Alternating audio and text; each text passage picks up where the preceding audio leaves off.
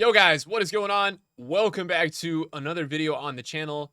Today, not too much content and a video that I've been kind of wanting to make for like a really long time. Just really hadn't had the day to do it, and so today is really perfect. We're gonna be doing a discussion video talking about FIFA 23 and just my thoughts. I think it's a good time to do it as well because we're kind of at that like 6 week mark where, I think with the first 2 weeks of FIFA, you always have this period where you're like, oh, it's a new FIFA. I'm in love with this game. It's so fun. And it's something new to grind. That literally happens every single year. I mean, believe it or not, like that's happened even in the worst FIFAs ever, FIFA 19. It's always like that in the beginning.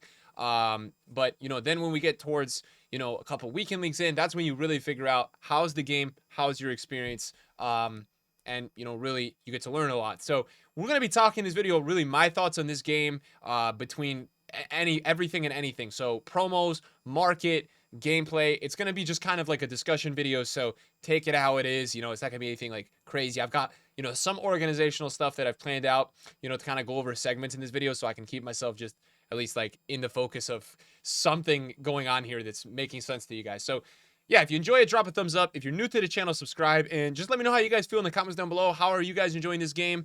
We're gonna maybe compare it to some other FIFAs. We'll talk about some things that we like and don't like, and speak upon that a little bit. But yeah, first of all, I think the first thing I want to kind of get into, promos, right? The promos so far have been, decent, I think, right? We've had rule breakers.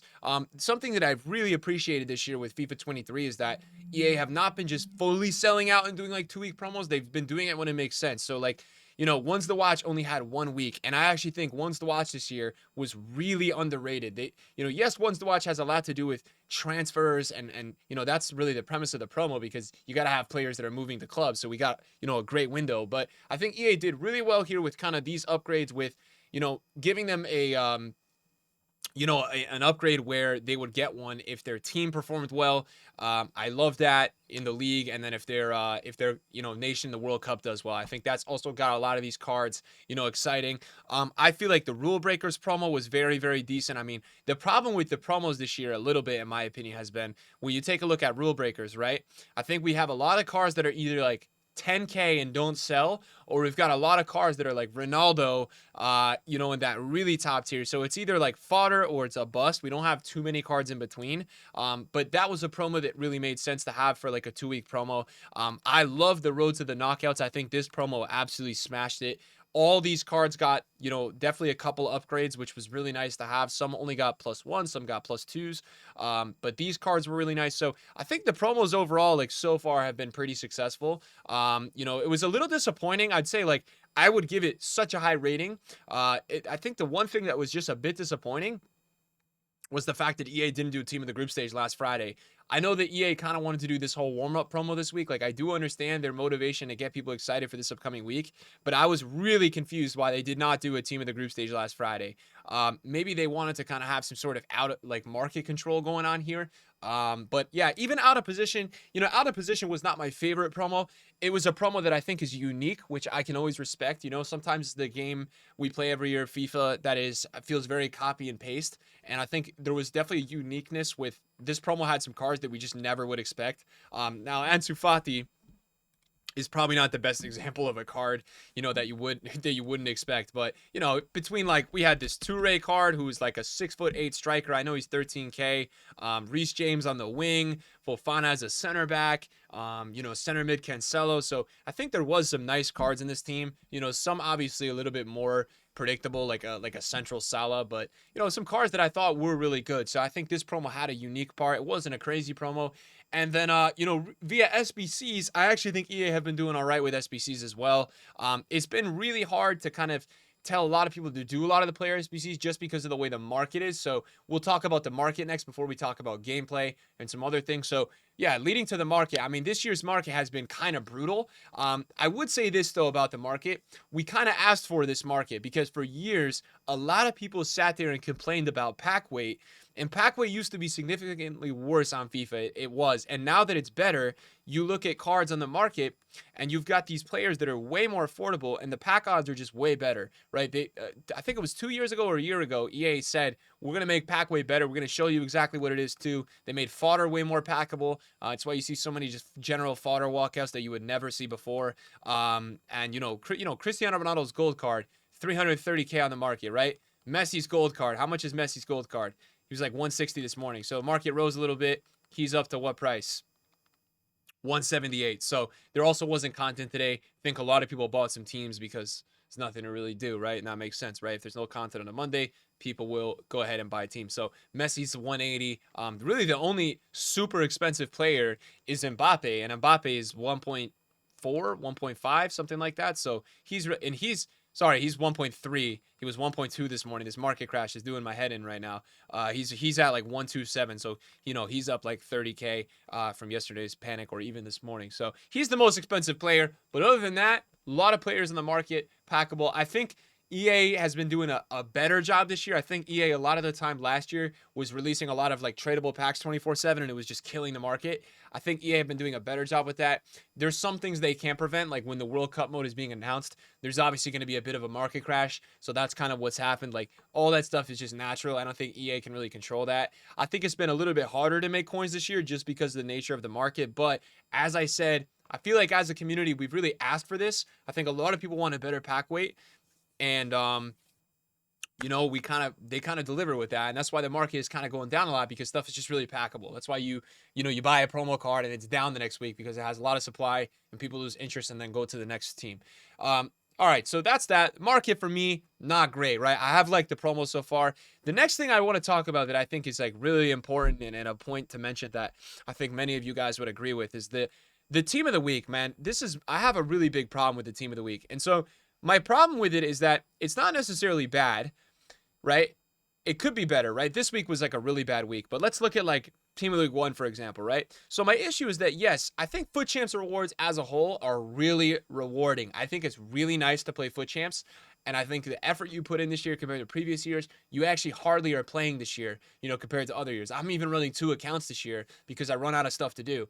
But my flaw with it is that I think that for a certain rank, whether it's like rank 4 or rank 3, EA needs to put in a rating guarantee into the tradable Team of the Week packs or something like that. And here's why. A lot of the time, the Reds are so bad this year because there's no guarantee. Now, yes, it's 1 of 5, but the weight is so bad on some of the top tier players. You'll never see a red Kevin De Bruyne. You'll never see a red Son. I don't even know if I've played against one of those players in this game, and that's how rare they are. And I think that players that get a higher rank should be rewarded with at least maybe one of the picks or one of the packs has like a rating guarantee that the players. So, for example, you get 16 wins in Weekend League. Right now, your 3-player pack can have 379 rated players. So I think what EA really need to focus on is like maybe at least one of those or 2 of those packs have all 81 minimum players. Now, yes, you'll probably still pack, for example, from Team of the League 1, Savernier, Pablo Maffeo and Paulinho, but at least it gives you like that elimination feeling where you at least got rid of like 5 informs in the Team of the Week. I think that would be a huge improvement. And I don't know why EA still haven't changed that over the years. I was speaking to 2 years ago FUT Economist, who's like one of the head content guys at EA, and he had said that something that they were going to really start doing soon was like working in a rating guarantee potentially into some of these Team of the Week packs and like FUT Champs rewards, where they were going to start doing that. And I've been surprised that they haven't been doing that. Now they've done that with packs. We didn't really have that on packs, I think, until like FIFA 21 necessarily. It could have been 22. So they started putting in, like, for example, when you have, a rare Electrum pack, you've now got this like rating guarantee, and we actually did not have that before. So that has been something that's been added. But I would like to see EA kind of add this, rating guarantee feature in to the premium Team of the Week pack. Because as I said, right now when you open this, you just get 3 Team of the Week players, and that's it. So it'd be really nice if EA could do that. I think it would be a big change for FUT Champs, and I think it would just get a lot more people to play. Regarding FUT Champs, I think the mode right now is structured fine. I think that there's a nice balance because, back when it was 30 games, I actually think you are potentially getting a couple more rewards right now. The qualifier rewards are very good. You can make, if you get like 8-2 or 9-1, 10-0, or even, the general qualification, you do get a couple nice packs. Even for, some of the lower ranks, you're actually, rank 5, you're getting 225K packs. These are not bad, right? So It's not terrible. This has been nice. And then obviously, as I said, for the effort of playing champs, you could just get a couple wins and you're getting these packs. So the champs is very casual friendly right now. And I think there's been a huge improvement with that from EA. So shout out to them. I'd like them to add a rating guarantee. We have to talk about rivals next. Now, I don't have a problem with any of the rivals rewards at all. I don't think any of them are bad. I have a problem with them in Elite Division, and here's why. You get to the Elite Division in FIFA, and it's very sweaty. At this time of the year, it's very hard. It's a grind. Now the way that EA is doing their qualifying system for the professional scene, you have to have a certain skill rating in your region, right? What I think EA need to do, instead of just doing, let's say for me, I get 8 wins this week. All right, 1 of 5 FUT champs, Team of the Week 1 to current, 100K pack, 50K. I don't think it should be limited at 8 wins. I think you should be able to grind as much as possible. Maybe every 8 wins, maybe that's what it is. Maybe every 8 wins, you can get one set of these. That's one option. I'm just throwing out options for, I'm speaking for the people that are grinding in Elite Division, right? So imagine you get 24 wins in the week, you'd get 600K packs untradeable, but it would give you the incentive to grind.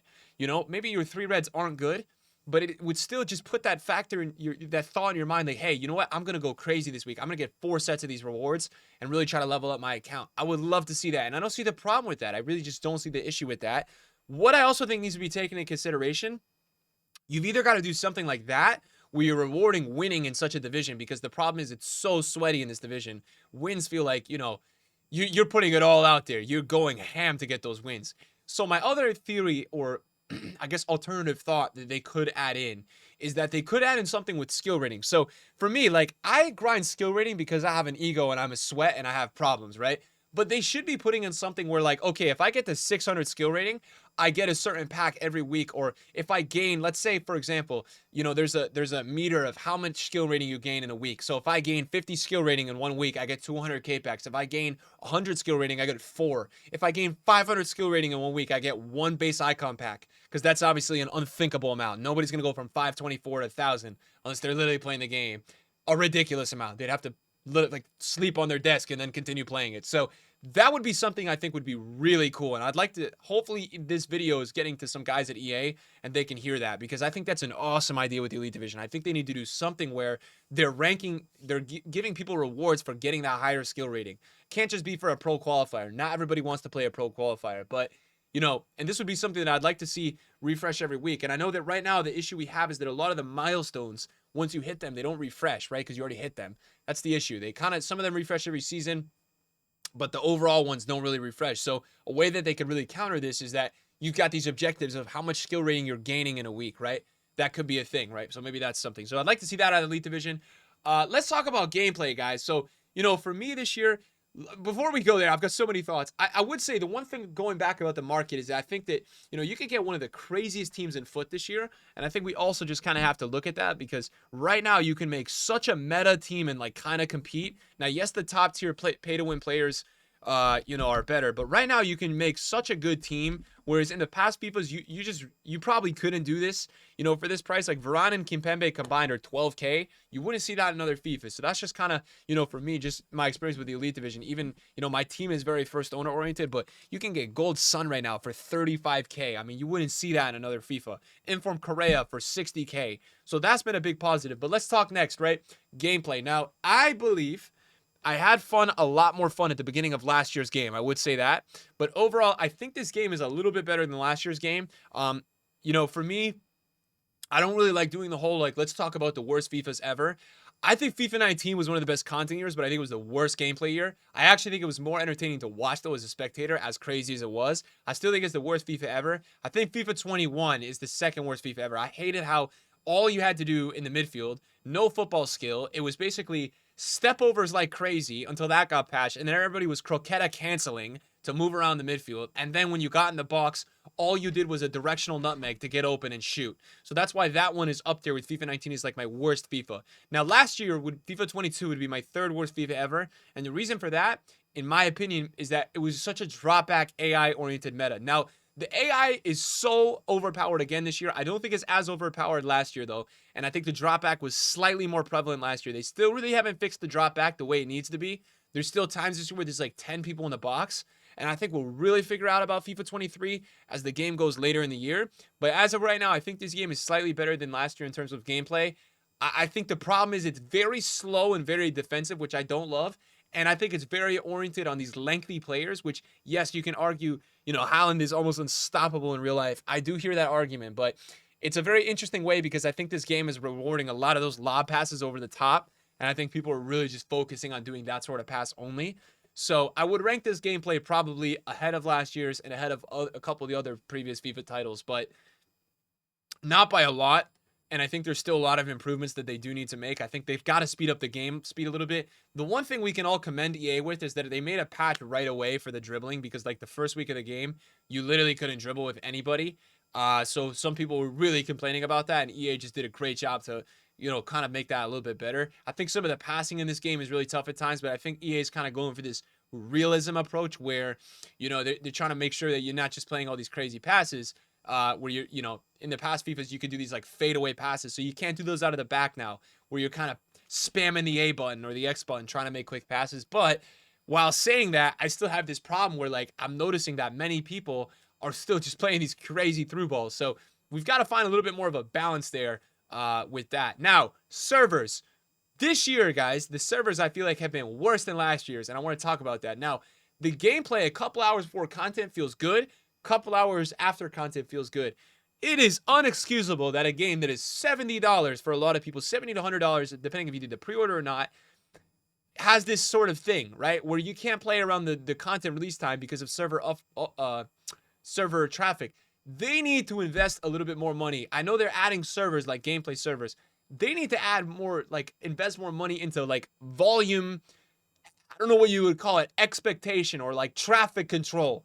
Like, I don't know if it takes hiring traffic, control people IRL to do this, man. But it's crazy. Around content time, the servers are toast. It's so hard to play this game with no delay around that time. It's brutal, man. For like 4 hour stretch in the middle of the day, and I'm in Eastern time, from like 11:30 Eastern time to like 4 p.m. Eastern time. It's terrible, the gameplay. It's so bad. So I would like to see EA try to figure that out, because it was not this bad last year around that time, and it's gotten worse.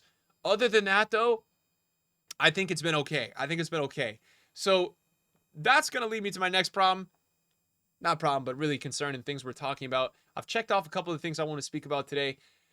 Okay, my next problem is the game modes in this game. So I think FIFA is a very hard game to stream. I still stream it a lot. I've got a great community. I love what I do. I think for the general person, FIFA is a very hard game to stream, and I'm going to explain why. Okay, so FUT Draft has not been changed in 8 years now. They have not changed this mode in 8 years. Now, you still have to pay to play this game mode. Now, I'm sure it makes EA a lot of money. You've got to pay $3 or 15,000 coins. And so here's where I run into the issue with this mode, okay?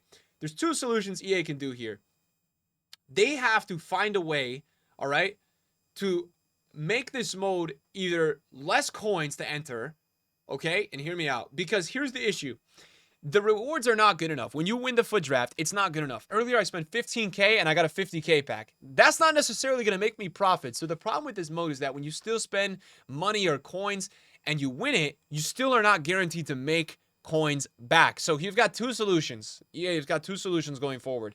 Number one, they can just make it 10,000 coins or like $1.50, or, and don't change the rewards, or leave the price, make the rewards better. They have to make the rewards better, in my opinion, guys. It's just not worth it to really grind draft unless you win like 5 to 10 in a row, because over that span, you're probably going to make profit off the packs you get back, because you'll get, the volume. But that's very challenging to do. So first issue with some of the game modes is FUT Draft. I think they've got to revamp this somehow. They've got to add some sort of twist, some sort of variable. Even in COD, you've got these different game modes. I don't see why EA can't update throughout the week with game modes, right? Adding some different game modes in here where there's some variables in draft. Maybe one day of the week, there's some preset variable with the team building. I don't know what it is, but they can get creative with that. And I think there could be, some real, added value there. I really see it like that. Okay, so that's the first issue. So draft is sweaty in a way at times, but it's also kind of a casual mode. Now, you do have to pay to play it, but it's a little bit more of that open matchmaking that you're looking for. Friendlies, the issue is that, you've got these objectives that you can grind, and I think EA over the years have really improved at that. I think they've done really well. I think in the past it's not been like as it should have been. I think EA's done really well. They've been doing some first owner cups. you can see I've played 36 games this year in objectives. So I think EA have done a very good job. They're giving silvers for people. You've got a managerial masterpiece. You've got a lot of stuff here, right? That you can go ahead and grind. They've got that silver cup. I think, even still now for the silver cup, I still think that there's objectives for that if you want to go in that. I think they still have rewards. I finished them, but I think there's actually still another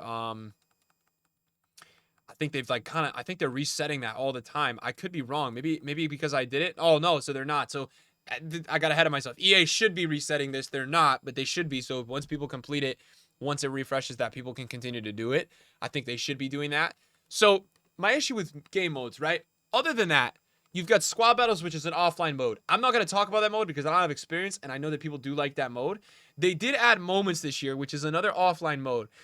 Here is my problem. There's two issues I have. Number one, this is the only game that you really can't play with your friends. Now, you can play co-op in Rivals, which is hell. And that's why EA has to add a tournament mode.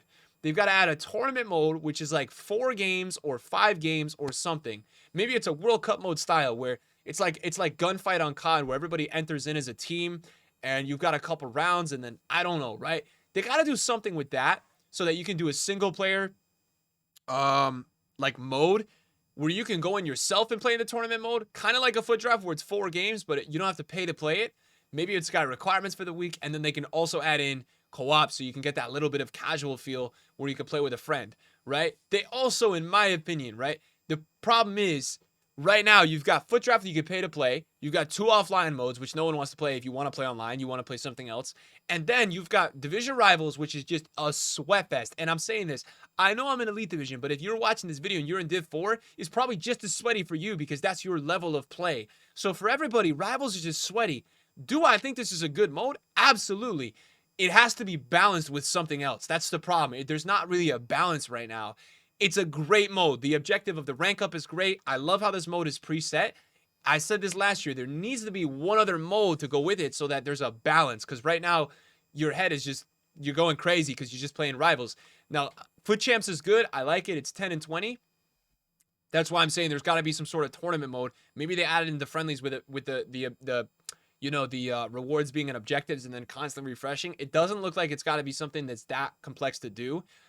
Here is where I'm kind of alluding to and heading to my next point. This is the only game you can't play with your friends like in a way that makes sense or that a lot of people do, right? And you could say, oh, you could play co-op in Rivals, right? No one streams it. No one creates the content out of it. No one does it because nobody does that. It's too hard to do.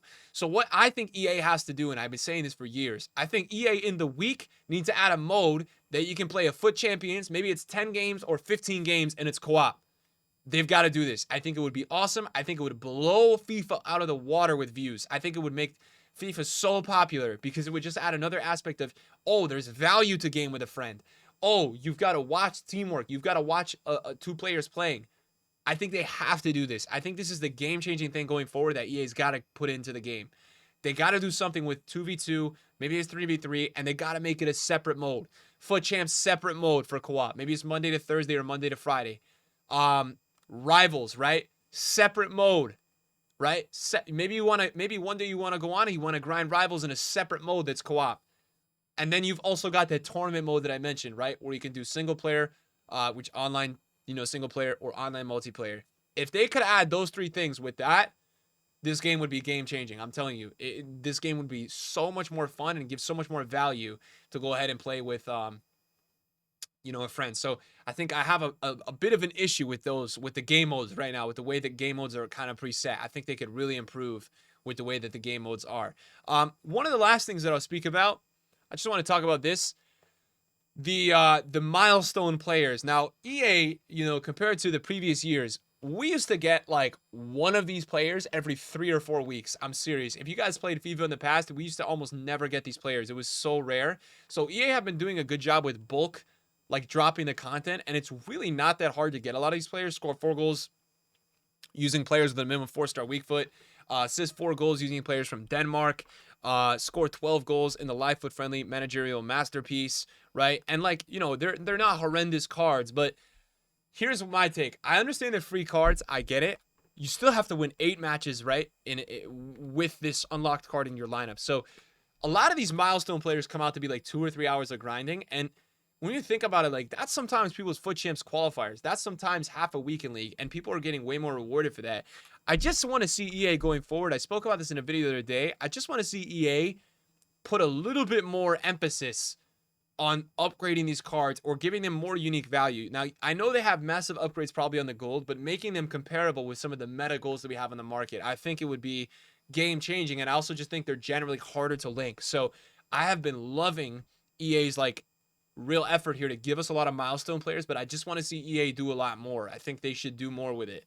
And then, just segueing back to my point about 2v2, like this that they added is great, but a lot of them are, loans and untradables. So I would like to see EA make some of these rewards. It doesn't have to be these crazy cards that are loans. Maybe they're like special cards, right? Like milestone players that you can unlock by playing co-op. I just think that would add more value. And then maybe it's like an ultimate pack if you play 40 or 50 games. Just more stuff like that. I think right now, for the first time on FIFA, I can actually say that EA are thinking in the right direction with a lot of these objectives. I just think they need to be a little bit less hesitant to give better rewards, because I think at the end of the day, if you're doing objectives and you're really grinding out this game, you deserve to be rewarded, right? We talked about this with squad foundations. One of the last things I'll mention is that I think, and I don't want to go out with a negative to this video, but I think season rewards are unacceptable, right? We've had this season thing in FIFA, I think, for like 2 or 3 years now. It's been horrendous, right? EA have not gone out of their way to get rid of a lot of these tifos and badges. Now, I understand that some people like to collect these, but I just think EA has to do better when it comes to these. We've had the same players, the same sort of packs, the same unlocks, the same outdated players. So a couple issues here for me. Players in here are just outdated, right? Like by the time the first day of the season comes out, people don't care about the players already. The players need to be so crazy when they come out that they're relevant to get at the end of the season. So that's the first issue. The second issue is that, if you're playing this game that much, you get level 28 and 29, you should not be getting a meditation VIP freaking area and a Feathers Touch stadium theme. Like, these need to be 100K, 50K packs. They need to be more players, unique packs. Like, I think level 27 is awesome, right? You get a League One Prime Players pack, a Serie A, or a Premier League. Like, these are really cool, right? You don't get to see these packs all the time. Maybe for these, it's like an 85 plus attacker. It doesn't have to be that crazy, but it should be something worthwhile that people really want to go ahead and get. It's cool if EA wants to do badges and tifos. I get it. But if you look at level 21 to 30, the fact that that part of the season, 6 of the unlocks are badges or tifos or VIP areas, it's like, come on, man. You're not going to spend that much time customizing your stadium. So I think EA's got to do a bit better there. But overall, guys, the experience on FIFA 23 has not been bad, man. It's not been a bad game so far. I mean, for what FIFA is worth, right? I think a lot of the time in the past, like, you expect so much out of EA, and, like, that's too much, right? You can't expect a lot out of them. For what EA is as a company and for really what they've been, kind of doing over the years, it's not been a horrible year. I'm just making this video because I still think there's improvements that EA could make, and I'd like to see them do better. So I'm always just trying to point out when I feel like EA can do better, and I think there's areas where they definitely can. So just trying to point those out to the best of my ability. Thanks for watching the video today, guys. A little bit of a longer one. I appreciate you guys chilling, though. And I'll see you guys later. Have a good one, guys. Peace.